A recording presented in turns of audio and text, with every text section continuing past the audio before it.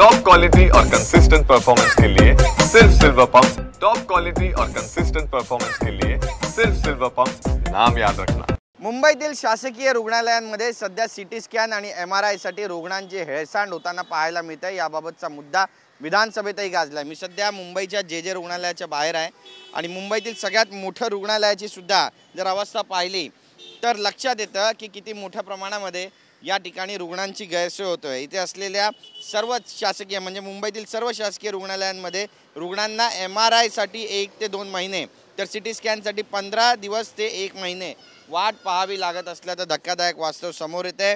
तोपर्यंत कॅन्सर आणि TBच्या रुग्णांचे हाल होत असल्याची माहिती अमीन पटेल यांनी विधानसभेमध्ये काल मांडली आहे, ज्याने मोठा विषय या मुंबईतील आरोग्य सुविधेबाबत निर्माण झाला आहे। महात्मा ज्योतिबा फुले या आरोग्य योजनेची अंमलबजावणी सध्या मुंबईतील शासकीय तसेच खासगी रुग्णालयांमध्ये होत नसल्याचं धक्कादायक वास्तव सुद्धा उघड होत आहे। त्यामुळे मुंबईकरांना कुणी वाली राहिला नाहीये का अशी खंत सुद्धा व्यक्त होते। यापूर्वीच मुंबईत झालेल्या DPDC बैठकीमध्ये उपमुख्यमंत्री यांनी मुंबईतील सर्व शासकीय रुग्णालयांनी तातडीनं सीटी स्कॅन आणि MRI मशीनची दुरुस्ती करून किंवा त्या नव्याने घेऊन रुग्णांवर तातडीनं उपचार करण्याची तंबी आरोग्य कर्मचाऱ्यांना अधिकाऱ्यांना दिली होती। पण 2 महिने होऊ नये याची अंमलबजावणी का होत नाही असा सवाल सुद्धा आता या निमित्तानं उपस्थित केला जातोय। मुंबईमध्ये जी देशाची आर्थिक राजधानी आहे तिथेच जर रुग्णांच्या अशा पद्धतीनं हाल होत असतील तर मग इतर रुग्णालयांमध्ये रुग्णांना काय उपचार मिळणार असा सवाल सुद्धा विचारला जातोय।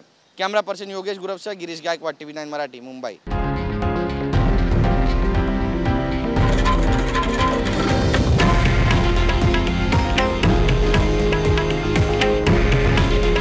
हे आहे देशातील नंबर 1 न्यूज नेटवर्क आणि आपण पाहत आहात TV9 मराठी। काळजी तुमची, हित महाराष्ट्राचं।